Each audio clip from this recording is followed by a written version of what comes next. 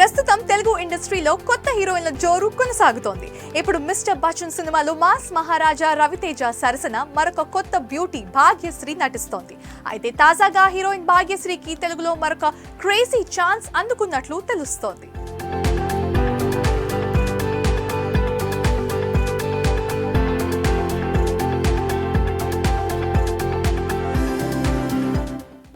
Social మీడియాలో ఎప్పుడు active గా ఉండే అనసూయ ఈసారి ఎవరినో డైరెక్ట్ గా అటాక్ చేస్తూ ట్వీట్ చేసింది.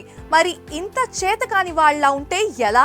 మీకు దమ్ముంటే నాపై కాదు, తరచూ నేను ఏం చేసినా ఆ టాపిక్ లాగే వారిని అనండి, కానీ మీరు అలా చెయ్యరు కదా, ఎందుకంటే మీకు అది చేత కాదు.